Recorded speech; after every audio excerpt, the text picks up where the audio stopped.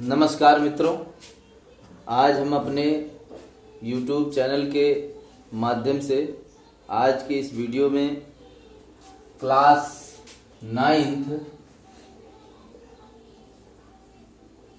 Subject science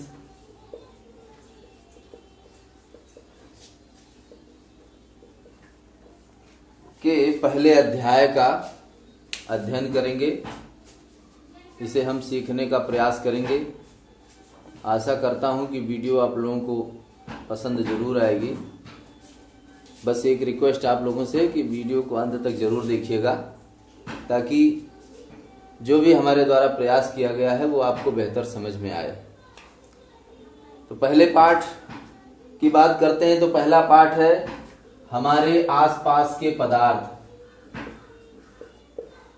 हमारे आसपास के पदार्थ।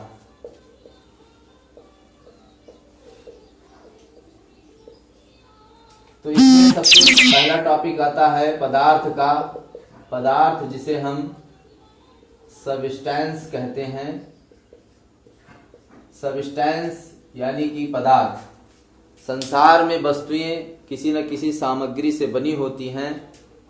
जैसे अगर हम उदाहरण के लिए बात करें तो एक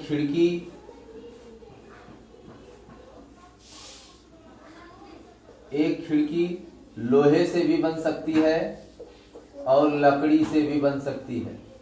यहाँ अगर हम सामग्री की बात करें तो खिड़की बनाने के लिए हम लोहे की सामग्री का भी प्रयोग कर सकते हैं और लकड़ी की सामग्री का भी प्रयोग कर सकते हैं। अर्थात ये वस्तु है और ये दोनों सामग्री कहलाएंगी। इसका अर्थ यह हुआ कि वस्तु जिस सामग्री से बनी होती है उसे ही हम पदार्थ कहते हैं। संसार में प्रत्येक वस्तु किसी न किसी सामग्री से ही बनी होती है और वस्तुएं जिस सामग्री से बनी होती हैं उन्हें हम पदार्थ के नाम से जानते हैं। पदार्थ को ही हम द्रव्य कहते हैं। द्रव्य को अंग्रेजी में मैटर के नाम से जाना जाता है। अर्थात द्रव्य ही पदार्थ है और पदार्थ ही द्रव्य है। यह अगर हम कहें तो बात असत्य नहीं होगी। कहीं कहीं हमें यह बात समझ में नहीं आती है कि आखिर पदार्थ क्या है और द्रव्य क्या है। तो द्रव्य ही पदार्थ है और पदार्थ ही द्रव्य है। द्रव्य की एक और विशेषता है कि यह स्थान घेरता है, यानी कि इसमें आयतन है। जैसे अगर हम वायु की बात करें तो एक गुब्बारे में हवा भरने पर गुब्बारा फूल जाता है। अर्थात गुब्बारे में जब हवा भरी गई तो उसने स्थान घेरा, जिसके कारण वह फूल गया। इससे स्पष्ट होता है कि वायु एक पदार्थ है जिसने स्थान घेरा, तभी गुब्बारे का आकार बढ़ा। यानी द्रव्य स्थान घेरता है, इसमें भार होता है। अर्थात इसे हम तौल सकते हैं। इसे हम तौल कर बता सकते हैं कि इसका मान कितना है, और जो मान होता है वही द्रव्य होता है। यानी द्रव्य का जो मान है वही द्रव्यमान है या भार है। इसको हम द्रव्यमान भी कह सकते हैं। अब बात आती है पदार्थ के वर्गीकरण की। तो पदार्थ के वर्गीकरण के लिए हम कुछ आधार लेते हैं, जिसके आधार पर हम पदार्थों का वर्गीकरण करेंगे।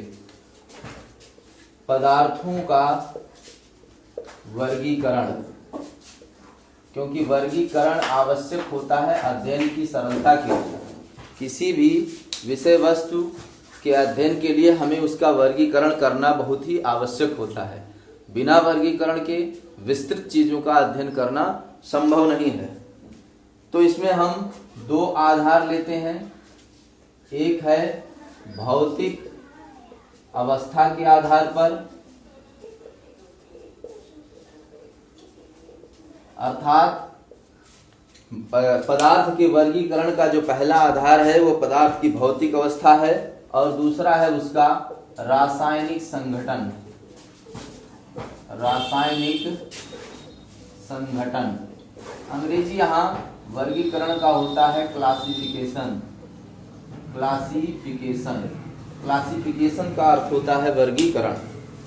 तो भौतिक अवस्था के आधार पर पदार्थ को 3 भागों में बांटा गया है।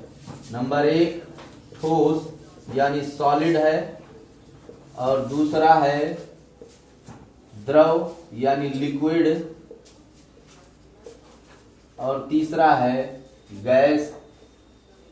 ये 3 अवस्थाएं होती हैं जो भौतिक अवस्था कहलाती है। इस आधार पर पदार्थ को 3 भागों में बांटा गया है। फिर इसके बाद में अगर हम रासायनिक संगठन के आधार पर वर्गीकरण करें तो नंबर 1 होता है शुद्ध पदार्थ, और दूसरा है मिश्रण। यहाँ परिभाषा शुद्ध पदार्थ की होगी वह पदार्थ जो केवल एक ही प्रकार के तत्व से बना होता है उसे हम शुद्ध पदार्थ कहते हैं। जैसे सोना, चांदी, तांबा, पीतल, जो एक ही प्रकार के पदार्थ से बना होता है वह शुद्ध पदार्थ होता है। मिश्रण 2 प्रकार के हो जाते हैं। नंबर 1 समांगी मिश्रण, और दूसरा कहलाता है विषमांगी मिश्रण।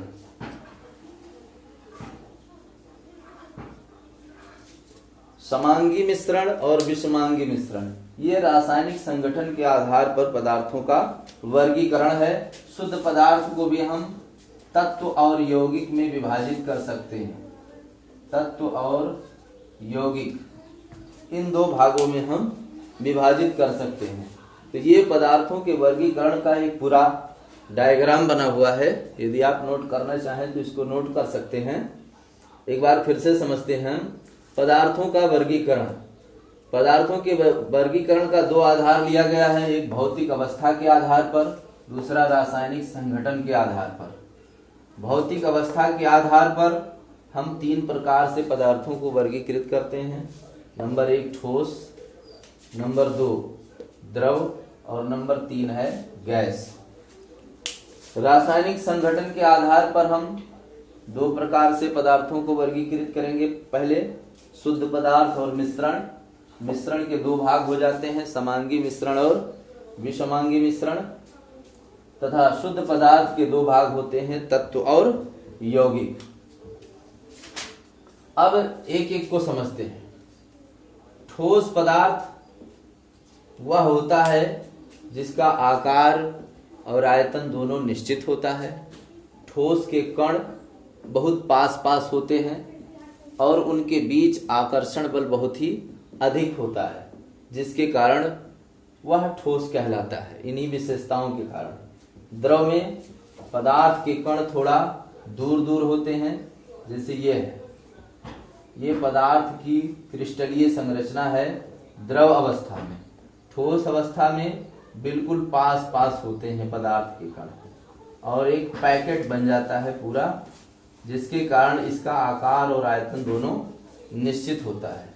जबकि गैस अवस्था में पदार्थ के कण बहुत ही दूर दूर होते हैं तथा इनके बीच जो आकर्षण होता है अणुओं के बीच वो ना के बराबर होता है। वहीं द्रव अवस्था में पदार्थ के कण थोड़ा दूर दूर तो होते हैं, लेकिन इनमें आकर्षण अवश्य होता है।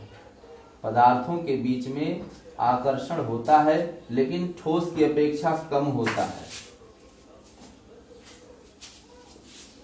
गैसीय पदार्थ में आकर्षण बिल्कुल ना के बराबर होता है। द्रव अवस्था में पदार्थ का आकार अनिश्चित होता है, वो जिस बर्तन में रखा जाएगा उसी का आकार ग्रहण कर लेगा। जैसे उदाहरण की बात करें, अगर हम दूध है, तेल है, पानी है, इसको हम जिस बर्तन में रखेंगे उसका आकार वो ग्रहण कर लेगा, लेकिन मात्रा प्रत्येक स्थिति में बराबर ही रहेगी।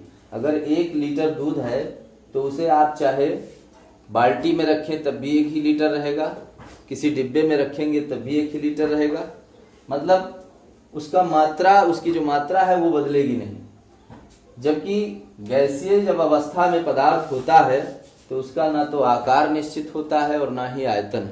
वो जिस बर्तन में रहेगा उसी का आकार, उसी का आयतन ग्रहण कर लेगा।